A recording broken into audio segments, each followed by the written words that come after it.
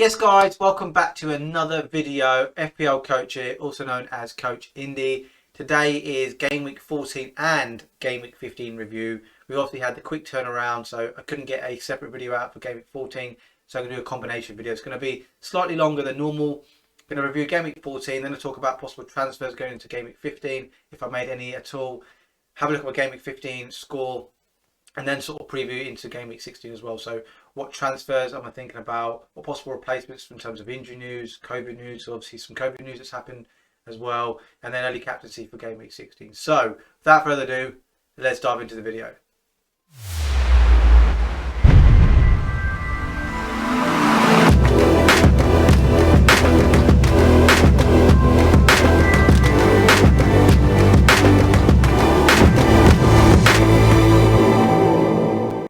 So this is my game week 14 review. I've scored 61 points, which is okay. It's not brilliant, but it's not terrible. It actually ended up being a slight red arrow this week. So I went from 11.5k down to 15.8 actually. So that was my first red arrow in about 6 weeks on the back of the wild card. So I can't be too disappointed. I've climbed from 400k to basically 11k in 5 weeks or something. So yeah, done really well there. So small little red arrow, only sort of 4 and a bit k. So overall points is 960 points. Just running through the team. Played a 1-4-3-3 formation. I didn't make any transfers either, so I decided to roll my transfer. As you can see, I've got James and Foden on the bench. Both of them were in my starting lineup, and the players that came in were Mitchell and Livramento. So just running through the team. Ramsdale picked up 3 points. They played Man United away. So you can see the 3 goals, but still managed to pick up some bonus points, some save points, sorry. So there's lots of points there for Ramsdale. No alarm bells for him, and his form is fantastic at the moment. So happy days with him. I didn't expect necessarily a clean sheet there, despite Man United's form. Cancelo picked up 2 points for me. They played away to Aston Villa. No attacking returns. Again, I touched on it last week. These attacking fullbacks, they can't always pick up returns as much as we'd like to. They're going to have some down periods, and at the moment, the fullbacks, lots of Reece James, missed out this week, and Cancelo's had a couple of sort of blanks in a couple of weeks. So that's going to happen, and Trent, to be fair, is kind of ticking over. So it is what it is, and I expect that to sort of maybe continue for a little bit, but then sort of pick up again a little bit later on. So it is what it is. You just got to stick with these guys. Trent picked up 2 points in the Merseyside derby. I kind of thought they would concede in that game, despite Everton's form. It's a Merseyside derby. Both teams should be right up for it in terms of motivation and being inspired, but also just bragging rights in terms of sort of the area and in Liverpool, etc. So Mitchell come off the bench, picked up 2 points now. He was my first sub. I was really disappointed actually when Leeds were awarded the penalty in the 90th minute. So Leeds won the game 1-0 against Crystal Palace, and obviously you can see the penalty. Rafinha scored it. I was like, oh god damn, that's really frustrating. But at the same time, I was kind of thinking, well, maybe my subs won't ever get used, because I'm kind of thinking Foden will get some minutes, and I stuck with Reece James in there as well. But it turned out they conceded the goal. Actually, the 2 points is 2 points better off, I suppose you can say. But then equally, like I said, if they had the clean sheet or had an extra 4 points, and it is what it is. So yeah, 2 points there, and then Livramento picked up 1. They played Leicester at home. This guy is kind of on the chopping block a little bit. I've got a bit of money tied into him because I got him at quite a cheap price, but he could be potentially one that I'm looking to transfer out in the coming weeks. So he picked up 1 point. Moving to the midfield, Jota picked up. He scored a fantastic goal firstly. Let's just mention that. I think it was the 4th goal for Liverpool. So he picked up 8 points in the 4-1 win against Everton. Mo Salah was my captain this week. He's kind of been my perma captain for probably, I don't know how many weeks it's been now, and probably going forward as well. It's going to be for a few more weeks. He got a brace, maximum bonus points, and picked up 30 points for me. So very happy with that. Swift Bro scored quite a fortunate goal.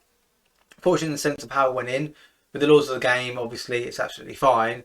But at the time, you kind of feel aggrieved. Obviously, me being a Man United fan, you feel like maybe there's a bit of sportsmanship there, maybe. But then, if it was another shoe and Man United did that, they haven't actually broken any laws of the game. So it is what it is. Man United won the game, and Swift Bro picked up the points. So kind of a win-win for me being a Man United fan. Going to the strikers then, nothing to report home there. Everyone picked up 2. So Tony 2, Jimenez 2, Kane 2. So Tony actually played against Spurs, and obviously Kane played against Brentford. None of them picked up any points, so 2-2. And then Jimenez was a slight disappointment in this game as well. I kept him for 2 more weeks Norwich and Burnley, and he actually picked up back-to-back blanks. So he again is another one that's kind of on my radar in terms of selling and then looking to sort of distribute the money elsewhere. So yeah, he picked up 2 points. And on the bench, Fosterville was injured. James didn't play again because he was injured. Foden was actually on the bench but never came on. I'm kind of thankful of that in some sense because I've picked up, Foden carried on playing, and came off the bench and got me 1 point. I wouldn't have got the Mitchell points. So gained 1 point there if you like. And then Brownhill 3 points because they drew 0-0 against Wolves. Sorry. So yeah, 61 points. My squad value is 105.2 million. I've got 0.2 million in the bank. We'll talk about that a little bit later on in terms of the next graphic. Didn't make any transfers this week. I made 11 so far in the season. No hits as well, so I'm really, really happy about that. I think I've mentioned this maybe 2 or 3 times in the last 4, 5, 6 weeks. Done well to sort of avoid that, and my touch wood, my squad hasn't needed any sort of emergency transfers in terms of players having to get injured or suspended and having to sort of make them non-planned transfers, if you like. So that's kind of the current state of play on the back of game week 14. Okay, so looking ahead to game week 15, I had 2 free transfers, and kind of I didn't know really what to do. I didn't really have anyone on my radar immediately. Maybe in a few weeks' time, I did. So what I decided to do is take some funds out of Jimenez because I knew their fixtures going forward were terrible, as you can see. Liverpool game week 15, Man City game week 16. Brighton away is never easy, and then I think they've got Chelsea and maybe a few others there as well in terms of some of the big boys in the coming weeks after that. So I thought it's a perfect time to sort of get rid of him now. I was giving him a couple of extra weeks in terms of the Norwich and the Burnley game. And then it was between Dennis and Josh King, to be honest with you, the Watford boys.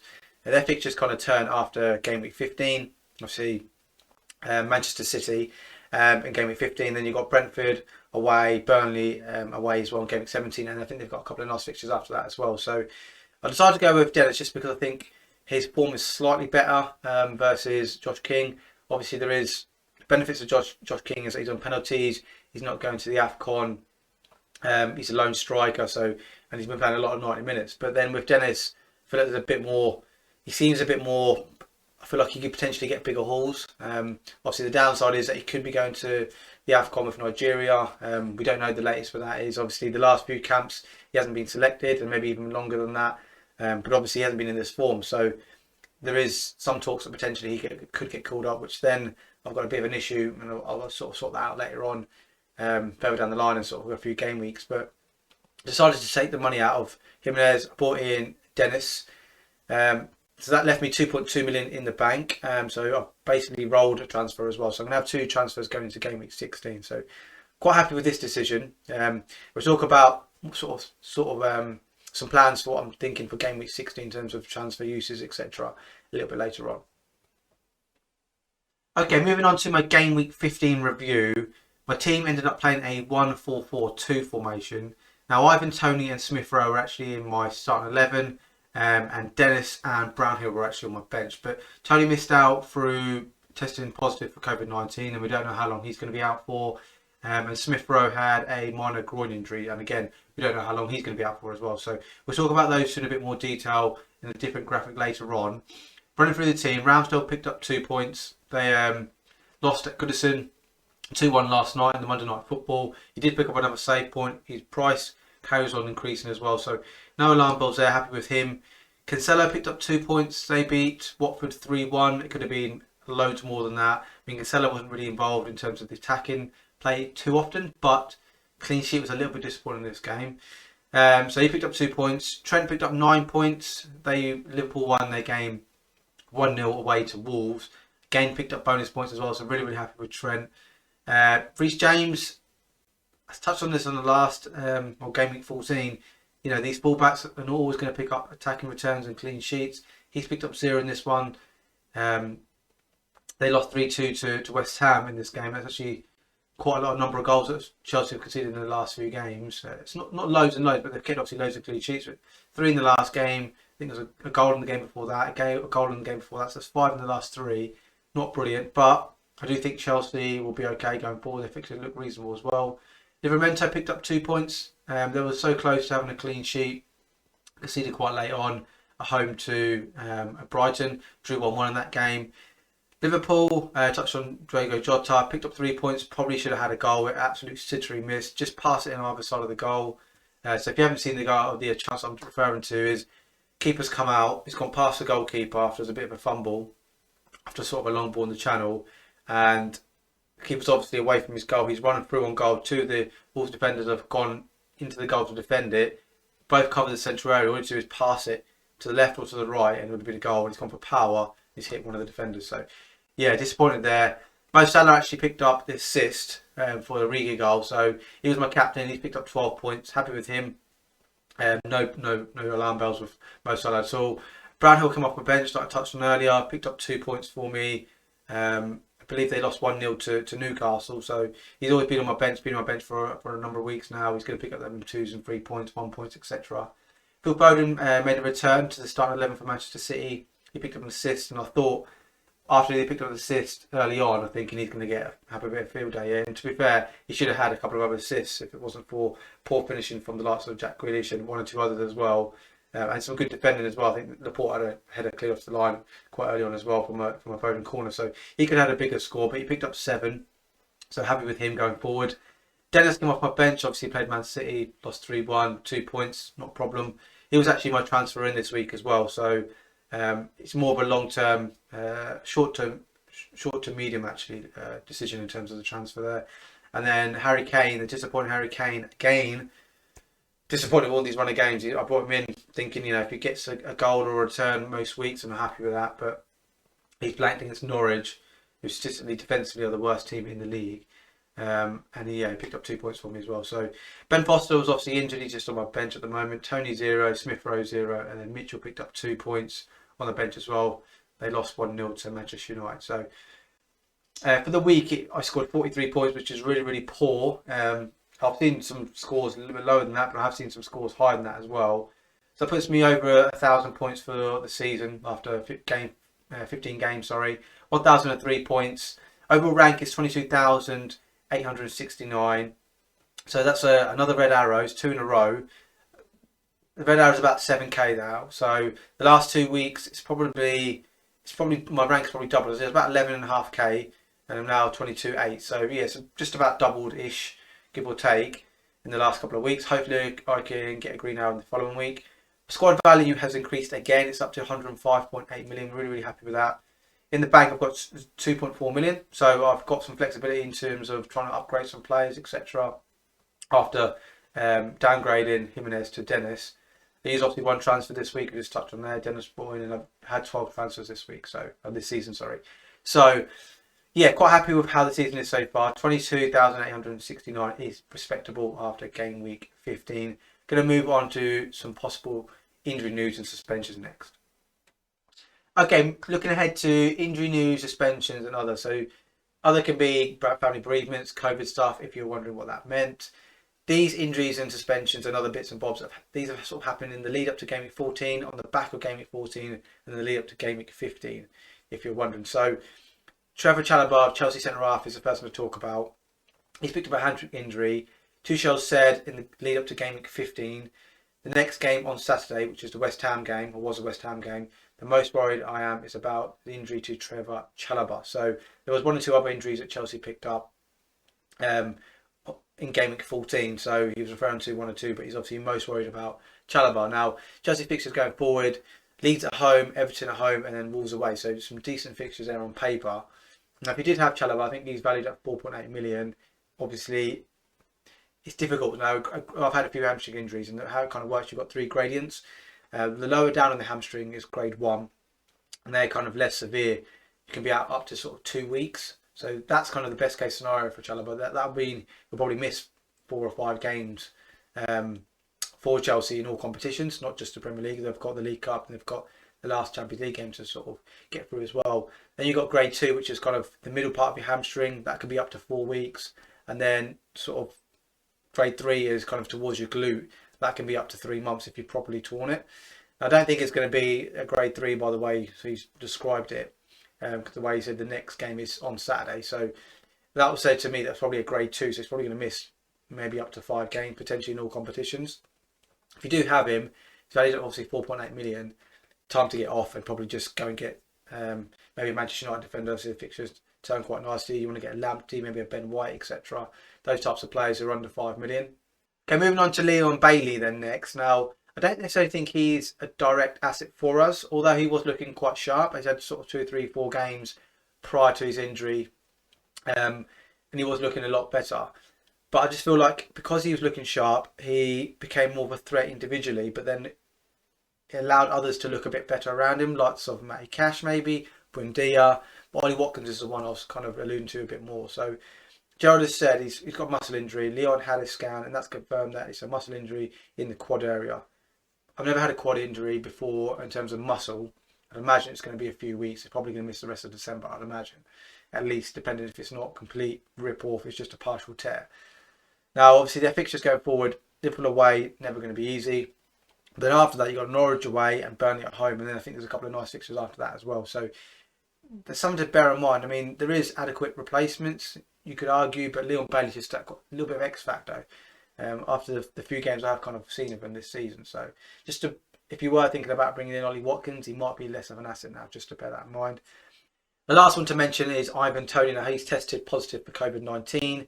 That was confirmed as he wasn't in the lineup for game week 15. So there is some rumours going around that potentially he could miss game week 16 and 17, which is Watford at home and then Man United at home as well. So one decent fixture, one difficult-ish fixture potentially. It all depends on about Man United really. But and then they got Southampton away in game week 18, and I think they've actually got a nice fixture after that as well. So maybe potentially hold through them 2 fixtures if it is confirmed that he's going to miss both of those.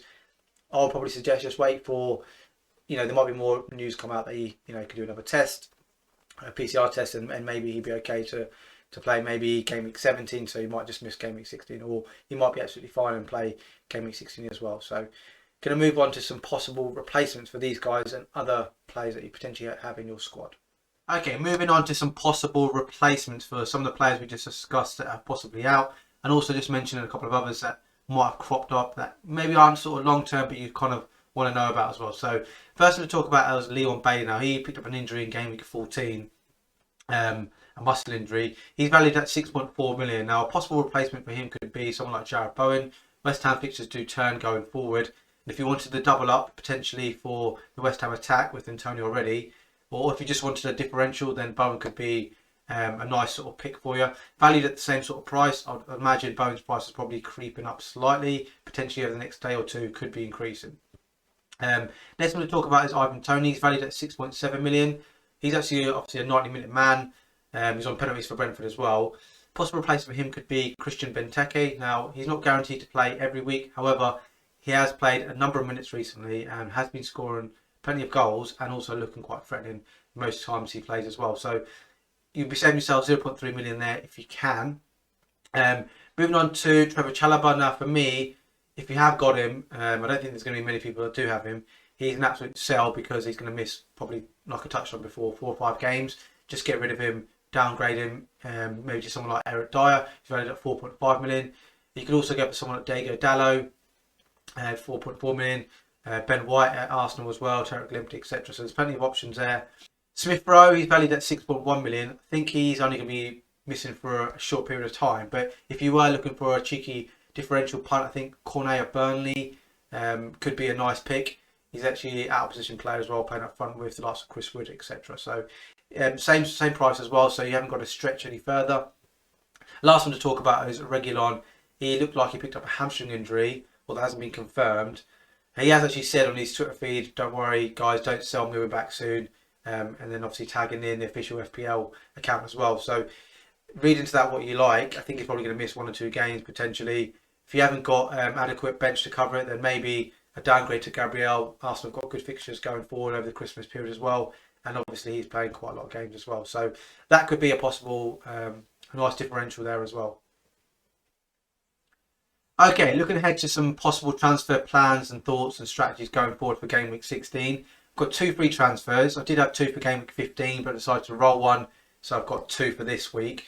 Part of this is a bit of a reluctance, but also is quite aggressive in targeting the fixtures and form as well for certain players. So as you can see in front of you, Harry Kane out for Cristiano Ronaldo. Now I've stuck with Harry Kane for a number of weeks. Hasn't worked. I feel like it's an easy sell. Having said that, Brighton have got I think 8 or 9 first team players out, including some defensive assets as well, the likes of Lewis Dunk, who's instrumental, and plenty others as well. So maybe there's an opportunity that Harry Kane could get something. Having said that, there is some rumours going around that there's a COVID outbreak at Spurs, 6 players and 2 coaches, and a couple of players that have been rumoured are Son and Lucas Moura. Now, nothing's been confirmed. It's all rumours at this moment. It's all speculation. I am still thinking that's going to happen. I'm quite confident it's going to happen. I'm targeting Cristiano Ronaldo in. Their form, so their fixtures going forward looks fantastic, and his form generally is pretty good in all competitions. Now, Manchester United have qualified for the Champions League already, so I'm quite confident he won't play any minutes midweek. Having said that, maybe there's a 5% chance he will, but just because it's a home fixture, and you're probably thinking maybe there's a chance to add to my tally. But I think, going forward, to give him the optimal rest time and looking at the fixtures over the Christmas period, which he's not 100% used to, because obviously the leagues he's played at before in recent times, so the Italian League and La Liga, he's had them winter breaks. Obviously, now come back to the Premier League at the age he is, he maybe could hit him a bit more. But if he does get that rest, then you've got Norwich at the weekend, you've got Brentford midweek, and then you've got Brighton the following weekend. So it's 3 games in sort of 7-8 days. I feel like if he has that rested midweek, then it's a lot fresher going into those 3 games. The following midweek, United haven't got a League Cup game, so they'll get another week's rest, and then you going into sort of the Christmas or the Boxing Day fixture. So again, he'll be fresh going into those. So I feel like it's a good ploy bringing him in. The reluctance is Smith Rowe. Now, the reason why to get rid of him is because I've had him since the beginning of the season, haven't sold him. I stuck with him when he went down to 5.3 or 5.2 million. He's now 6.1. So, he's gone up sort of the thick end of £1 million since he sort of dropped down to his lowest point. So I've got some value tied up in him, and obviously I feel like I need to show some loyalty to him as well. Having said that, I have done that already. But it's quite aggressive and quite appealing to bring in Bernardo Silva, and I can't do it any other way. I've got Brownhill as my other midfielder, and I just can't afford to get him. And obviously City fixtures are fantastic going forward. Bernardo has been left out of the Champions League squad for the midweek game. Obviously Man City have qualified already. Again, similarly to Cristiano Ronaldo, he won't play any minutes. He's going to be fresh for those 3 games in game week 16, 17, 18. Man City haven't got a League Cup game the following midweek. Again, then he's going to be fresh going into the Boxing Day game. So it seems like quite a nice pick. What I will say is it's not confirmed that I go for Bernardo Silva. There's a possibility I could go for Jack Grealish. There's a little bit of differential. He is valued at 0.1 million more, so it'll leave me 0.5 million in the bank if I do decide to go for Jack Grealish. I think for me, if Grealish shows, firstly, if he plays about 60-70 minutes in the Champions League and maybe gets 1 or 2 goal involvements, then that sounds more appealing. Obviously, his performance on top of that has to be good. And also, the other thing that kind of appeals to me is if he plays as a number 10.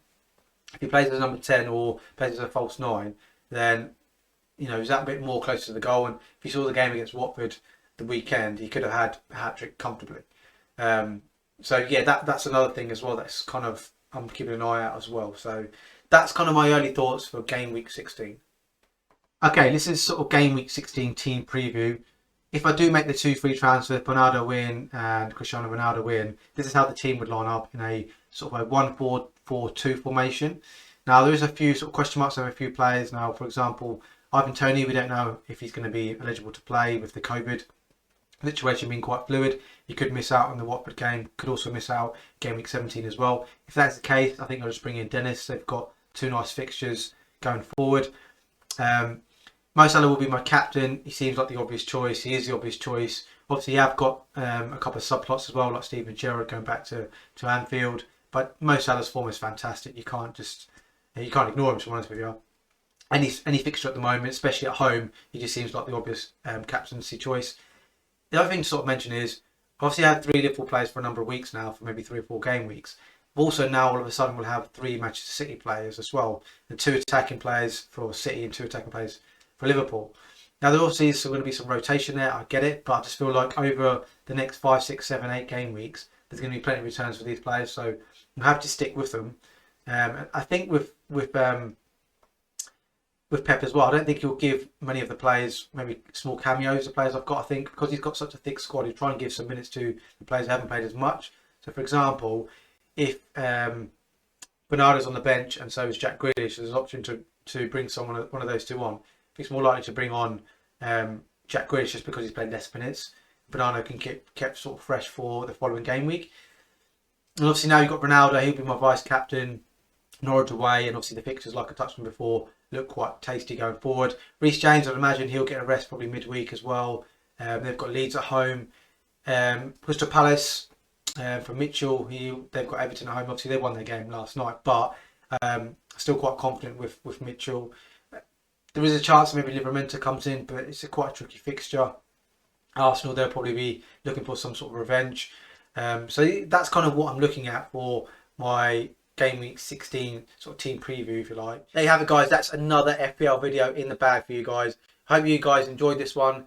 Let me know in the comments below if you think the triple Manchester City and the triple Liverpool is a good strategy going forward. Is it a bit risky? Is it too risky? Or is it, fortune favours a brave, risk and reward and all that kind of jazz as well? There's going to be some rotation there. I know that. So just let me know in the comments below. I really, really would appreciate some feedback. Last thing to sort of mention is, if you haven't subscribed to our channel already, would massively appreciate it. Support is always appreciated. Please like the video, like I said, leave a comment, subscribe to the channel, and we'll see everyone next week.